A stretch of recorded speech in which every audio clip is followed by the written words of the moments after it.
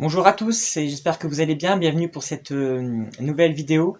Une fois de plus, je poursuis mes vidéos sur le PLIB 2019.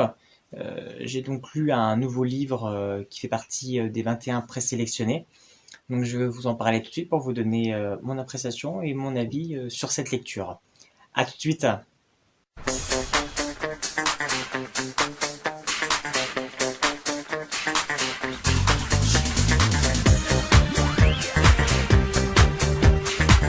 Donc j'ai lu AI, Ami imaginaire de Betty Picholi. Donc, comme je le disais en introduction, il fait partie des 21 sélectionnés. On est donc sur un livre plus jeunesse que le reste de la sélection.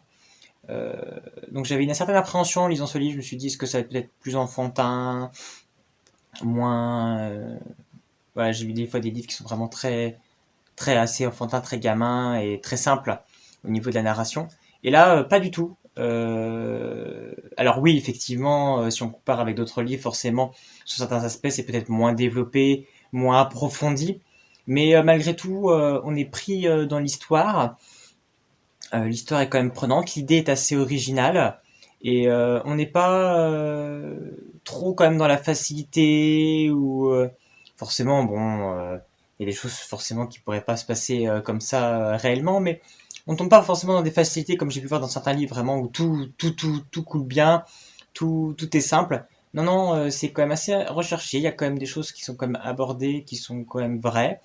Et j'ai trouvé ça plutôt juste et plutôt intéressant pour un livre justement qui est censé être de la jeunesse, vraiment de la jeunesse pure. Donc pour parler de l'histoire, il y a un moment donné où en fait le 1er janvier, euh, des créatures apparaissent. Donc en fait il s'agit des amis imaginaires que les enfants s'étaient inventés. Ils existent pour de vrai, ils apparaissent. Et pendant 5 ans, il se déroule ça, chaque année, à chaque 1er janvier, des amis imaginaires apparaissent. Et puis à un moment donné, c'est plus le cas. Voilà, donc on est 2 ans après ça, 2 ans après ces événements-là. On suit donc Elena qui a 12 ans et qui vit avec son ami imaginaire, donc un lion, et qui s'appelle John. Et donc il est apparu lui lors de la première vague d'apparition des amis imaginaires. Donc on découvre assez rapidement ce monde où finalement les amis imaginaires ont trouvé leur place. Voilà, on découvre comment ils ont pu être traités en fonction des pays. J'ai trouvé ça intéressant, voilà, justement pour de la jeunesse, d'arriver à traiter justement, même si c'est pas forcément développé jusqu'au bout, on rentre pas forcément dans le détail à fond. Je trouve ça intéressant de quand même dire que dans certains pays, voilà, ils auraient pu être soumis à l'esclavage, qu'ils ont été rejetés par leurs différences. J'ai trouvé ça intéressant d'aborder ces thèmes qui sont d'actualité à travers finalement cette question des amis imaginaires.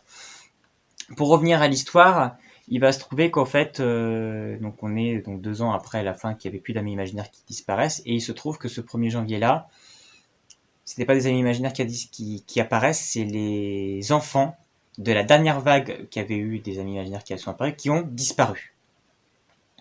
Donc là, on va rentrer dans une espèce de course, une enquête, pour découvrir pourquoi les enfants se mettent à disparaître et où vont-ils. Donc on va suivre John qui va finalement s'échapper, enfin qui va quitter Elena pour essayer d'élucider ce mystère parce qu'il veut à tout prix résoudre ce mystère pour pouvoir empêcher que son ami réel au final, disparaisse. D'un autre côté, on va voilà suivre Elena qui elle va être mise par une organisation qui est censée protéger, qui gère le suivi des amis imaginaires et qui va essayer de protéger du coup les enfants. Elle va donc être prise en charge par cette organisation pour la protéger, pour essayer d'élucider le mystère des amis imaginaires. Donc on suit ces 2 enquêtes, ces 2 parcours. Voilà, ça va aborder des thèmes de l'abandon, de la famille, du lien, comment les enfants peuvent des fois, voilà, pourquoi quelque part aussi faire un ami imaginaire. Est-ce que c'est qu'on est quelque part aussi délaissé ou pourquoi qu'on se sent seul. Voilà, c'est des thèmes assez intéressants qui sont abordés à travers cette histoire.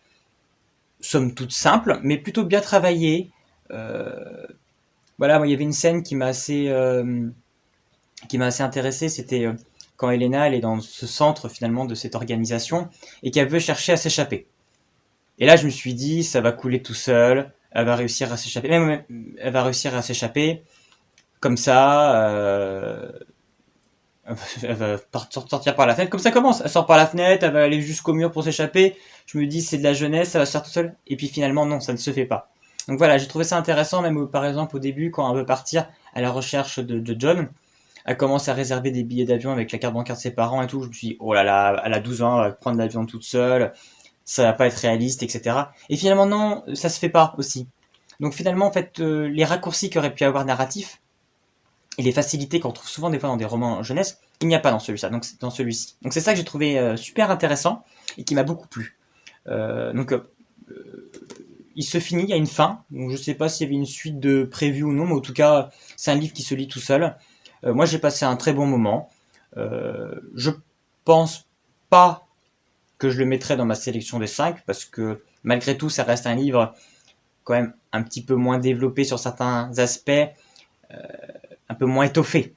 Donc je trouve que voilà. Mais voilà, je trouve que c'est une belle mise en avant. Il méritait d'être dans les 21. Je trouve que c'est un livre à lire, à découvrir pour des jeunes enfants, voilà, dans les âges d'Elena, 12 ans, dans ces eaux-là. C'est vraiment parfait. C'est vraiment une très très bonne lecture.